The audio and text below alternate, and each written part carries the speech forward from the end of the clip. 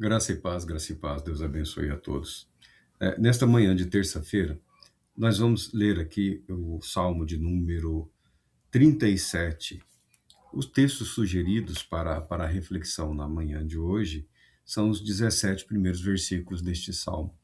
Mas o versículo de número 5, ele sintetiza bem o propósito do salmista. Diz o seguinte: entregue o seu caminho ao Senhor, confie nele e ele agirá. Ele deixará claro como a alvorada que você é justo e como o sol do meio-dia que você é inocente. Descanse no Senhor e aguarde por ele com paciência. Não se aborreça com o sucesso dos outros, nem com aqueles que maquinam o mal. Evite a ira e rejeite a fúria. Não se irrite, isso só leva ao mal. O salmista aqui, refletindo sobre a própria vida, o salmista sendo conduzido pelo Espírito Santo a uma reflexão sobre a justiça, sobre a retidão, ele fala a todo aquele que sofre, ele fala ao coração de todo aquele que enfrenta dificuldades intensas, aquele que está passando por uma aflição, por uma angústia que lhe causa, e muitas vezes, um quadro até de revolta, de indignação por estar sendo injustiçado. O salmista declara abertamente que Deus é aquele que nos justifica. Quando ele diz aqui, entrega o teu caminho ao Senhor, confia, porque Deus tomará todas as providências para mostrar que você é justo.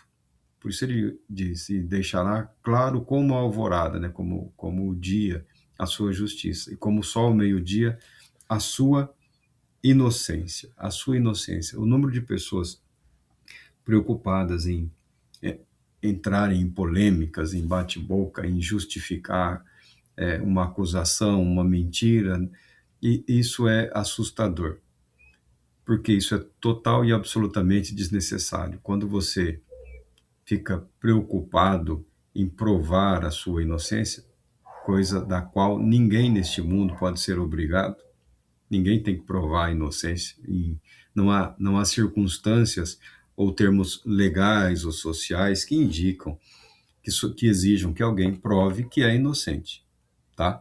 Mas no ambiente de discussão, de ofensas, de insultos, de injúria, a parte ofendida, via de regra, se apressa em tomar providências para responsabilizar aquele que o está ofendendo. Davi, em diversas ocasiões da sua vida, ele passou por momentos em que foi ofendido, insultado, humilhado, atacado. E ele apresenta o caminho do sucesso. Confia em Deus e Deus providenciará a sua justificação. Confia em Deus e Deus agirá para mostrar que você é inocente. O segundo texto sugerido fala sobre isso, pode ser compreendido sobre isso. Ruth, nora de Noemi, nora e sogra, ambas viúvas, retornaram para a terra de Israel. Ruth era moabita e nas terras de Moabe havia se casado com um dos filhos de Noemi. Os dois filhos de Noemi morreram depois de terem se casado, obviamente, e o marido de Noemi também morreu. Retornam as duas. E a tragédia as acompanha. É possível imaginarmos os olhares, as conversas. Olha, saiu daqui com marido e dois filhos. Volta sem nada nem ninguém. Somente essa nora, somente essa estrangeira, que agora é como se fosse uma filha para ela. A bondade de Ruth para com Noemi, serve de testemunho da confiança em Deus. Ao regressarem para a terra de Noemi, para a terra de Israel, para regressarem para o ambiente da promessa, da providência divina, o próprio Deus se encarrega em justificar essas duas mulheres através de Ruth. Noemi é grandemente abençoada. Elas retornam para a terra. Ela tinha até uma propriedade, mas a propriedade estava abandonada ou sendo utilizada por outro. E o costume da época, quando a mulher ficava viúva, sem filhos, um dos parentes próximos serviria de resgatador, serviria como resgatador. Desposaria essa mulher, e o primeiro filho dessa união seria tido como filho do que morreu, tá? Mas a ideia do resgate não é só a questão do casamento de levirato que as pessoas falam, não é só a questão do casamento, é a questão do resgate da propriedade que havia sido abandonada, deixada e precisava ser regularizada, tá? Então, o resgate envolvia isso, reintegrar a pessoa ao convívio social, familiar e econômico, participar das heranças, das bênçãos prometidas por Deus ao povo. Elas retornam sem nada, debaixo de olhares, debaixo de julgamentos, mas Deus está agindo e um homem chamado Boaz será um instrumento de Deus para exibição na vida dessas duas mulheres da justiça de Deus, da bondade de Deus, da misericórdia de Deus. A fidelidade, a bondade, a retidão não ficam esquecidos diante de Deus. Deus recompensa sim o justo. Deus recompensa sim aquele que busca viver da forma correta. Chegou aos ouvidos de Boaz que Ruth estava no campo para apanhar as sobras, né? Rebuscar. Essa lei foi estabelecida por Moisés, que durante as colheitas no território de Israel, durante as colheitas, os trabalhadores passavam recolhendo. E havia uma orientação já na legislação mosaica para que o dono da propriedade não fizesse não ordenasse uma segunda passagem para pegar o que foi esquecido no campo. Porque depois dos ceifadores, depois dos trabalhadores, as viúvas, os órfãos, os estrangeiros, os necessitados, podiam percorrer o campo recolhendo o que ficou no campo, recolhendo as sobras para o seu sustento. É uma lei de misericórdia, é uma lei que tinha por objetivo demonstrar a misericórdia, a compaixão. A terra era a bênção de Deus. A produção era reconhecida como bênção de Deus. Nada mais justo do que permitir que os necessitados participassem daquelas bênçãos, tivessem acesso a pelo menos um pouco. E a Ruth está indo para o campo e entra no campo de Boaz no período da colheita com essa intenção, sobreviver, colher ali grãos para alimentar-se e para alimentar também a sua sogra que está na cidade. Nesse ato, ela encontra Boaz. Esse homem encontra-se e a história dela chega até ele, da misericórdia que ela utilizou com a sogra dela, não deixando a sogra sozinha, desamparada, acompanhando-a como uma filha para a terra dos seus familiares, para a terra dos seus parentes, aguardando que Deus a redimisse, a resgatasse. Boaz aqui, ele entra na história como o resgatador, como aquele que devolve a identidade social para aquela mulher que era somente uma viúva, ou seja, sem sustento, sem apoio, sem auxílio. Boaz, ao saber da história, ele se comove, se emociona, chama a jovem, fala ao coração dela, fornece alimento, orienta os empregados para que não criassem nenhuma dificuldade para o que ela estava fazendo. Boaz diz o seguinte: vem cá, pegue um pedaço de pão e molhe-o no vinagre. Quando ela se sentou junto aos ceifeiros, Boaz lhe ofereceu grãos tostados. Ela comeu até ficar satisfeita e ainda sobrou. Quando ela se levantou para recolher, Boaz deu estas ordens a seus servos: mesmo que ela recolha entre os feixes, não a repreendam. Pelo contrário, quando estiverem colhendo, tirem para ela algumas espigas dos feixes e deixem cair, para que ela as recolha, e não a impeça. A bondade que Ruth demonstrou para com sua sogra agora estava retornando para a vida dela através do resgatador, aquele que tinha a função de redimir, de resgatar essa família, que está limitada a duas mulheres viúvas. Um homem íntegro, um homem próspero, um homem muito rico e um homem com um bom e excelente coração. Tiago, tendo em vista os ensinamentos do Senhor Jesus, sabedor que, no ambiente da promessa, entre o povo de Deus, quer Israel ou a igreja, não importa em que termos você está pensando, Tiago faz uma declaração de condenação contra aqueles que enriqueceram, prosperaram e não são capazes de demonstrar misericórdia, graça ou compaixão em relação aos necessitados.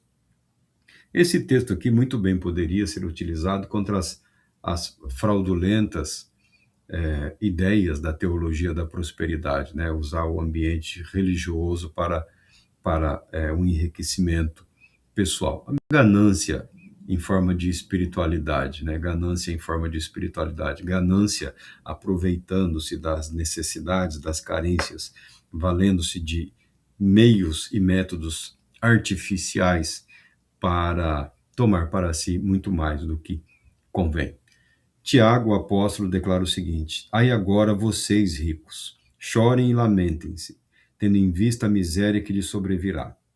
A riqueza de vocês apodreceu e as traças corroeram as suas roupas. O ouro e a prata de vocês enferrujaram e a ferrugem deles testemunhará contra vocês. E como fogo lhes devorará a carne. Vocês acumularam bens nestes últimos dias. Vejam, o salário dos trabalhadores que ceifaram seus campos e que por vocês foi retido com fraude está clamando contra vocês. O lamento dos ceifeiros chegou aos ouvidos do Senhor dos Exércitos. Vocês viveram luxuosamente na terra, desfrutando prazeres e fartaram-se de comida em dia de abate. Vocês têm condenado e matado o justo sem que ele ofereça resistência.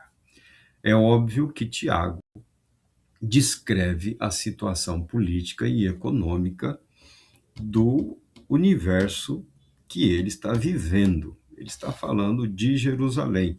Ele está falando das elites, principalmente religiosas e político-religiosas daquele período. Homens que haviam enriquecido grandemente às custas da exploração da fé. O templo era um grande negócio. O templo era uma mina de ouro, literalmente, uma mina de tudo. O templo devia ser lugar para culto, para adoração, para ensino, para cerimônias religiosas e também deveria ser um lugar onde a misericórdia e a graça eram exercidos, deveriam ser exercidos continuamente em relação aos aflitos, em relação aos necessitados. Esses homens estão entre aqueles que Tiago condena, porque quando fala condenaram o justo, é óbvio que é uma referência a Cristo Jesus, o nosso Senhor, que foi condenado à morte pelo governador, pelo prefeito romano daquela região, mas atendendo os interesses da liderança religiosa que via em Cristo Jesus um obstáculo, um impedimento à maneira como eles conduziam os serviços religiosos. Há na Bíblia, sim, uma condenação à mentira, à fraude e ao engano. A Bíblia não condena as riquezas. A Bíblia condena a riqueza mal adquirida. A Bíblia não condena a riqueza. A Bíblia condena a ganância, a soberba, o orgulho, a ideia de que o que eu tenho é meu, mas o irmãozinho está necessitando, problema dele. O relato bíblico que traz a aprovação do Senhor é a livre graça, é o exercício constante da misericórdia, é o demonstrar compaixão para com o próximo, compaixão, fidelidade. É o que Ruth demonstra em relação à sua sogra. E ao retornarem ao ambiente da promessa, elas são alcançadas pelo testemunho da palavra de Deus. Na vida dessas duas mulheres está presente a lealdade, a fidelidade, a justiça e a retidão delas será demonstrada pelo Todo-Poderoso Deus através da figura do resgatador, o homem chamado Boaz. O caminho da justiça, o caminho da retidão, nos coloca debaixo da promessa de Deus, encarregando-se o próprio Deus em realizar a nossa justificação e declarar a nossa inocência em relação aos infortúnios que acontecem nas nossas vidas. Julgamento sempre há, julgamento sempre haverá, mas quem nos justificará é Deus. É Deus. Quem dará o testemunho da nossa inocência é Deus. E isso ele o faz através de Cristo Jesus. Boaz, no seu comportamento totalmente compatível com o que é esperado de um bom judeu, de um bom israelita, de um homem temente a Deus, de um homem comprometido com os seus, com a sua família, com os seus vizinhos, com o seu povo, ele serve aqui como um tipo, prefigurando Cristo Jesus, aquele que veio para nos resgatar da escravidão, do pecado, da miséria, da fome e da morte. Jesus Cristo, nosso resgatador.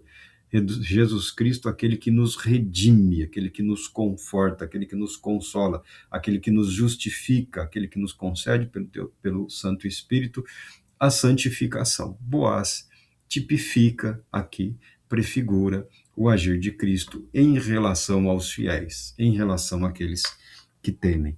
Tiago lança uma severa condenação no ambiente religioso, obviamente, porque ele não está preocupado com a estrutura do Império Romano ou com a estrutura política das demais potências mundiais. Tiago é um homem do ambiente de fé, nascido no ambiente religioso, cresceu no ambiente religioso e, para a glória de Deus, teve a oportunidade de ter o conhecimento da revelação de Deus em Cristo Jesus, o Senhor e Salvador de todos. E Tiago lança essa condenação contra o orgulho, contra a soberba, contra as riquezas mal adquiridas, contra as riquezas mal utilizadas. Ele não está dizendo que você tem que abrir mão dos seus bens e sair socorrendo todo mundo. Ele está dizendo que aquele que reconhece que foi alvo da misericórdia e da graça de Deus, ele deve, na sua vida, de alguma forma, expressar isso. Não é uma questão de responsabilizar-se por todos os males do mundo. É uma questão de permitir que os dons e talentos dados gratuitamente por Deus sejam utilizados para a edificação, para a santificação e também para os cuidados mínimos de todos. A quem muito é dado, também muito mais será exigido. Essa trajetória aqui do que foi profetizado, do que foi contemplado por Davi, do que foi experimentado por Ruth e Noemi nos seus dias, ao confiarem em Deus, tendo Boaz aqui como a figura do seu resgatador, aquele que as redimiu, e atentando sobre o fato de que Deus é justo e que Deus julgará a todos e que o julgamento de Deus começa pela casa, pelos domésticos da fé. As pessoas estão preocupadas com o juízo, falando dos outros, porque vai sofrer, porque fulano vai para o inferno, isso e aquilo. Quando a Bíblia declara que o julgamento de Deus começa pelos domésticos, pela própria casa, pela própria família. Acho que Deus não colocará em ordem a casa dele primeiro? A igreja também pode e passa por momentos de julgamento, de juízo, e o juízo de Deus com a sua severidade, conforme narrado, declarado pela palavra de Deus.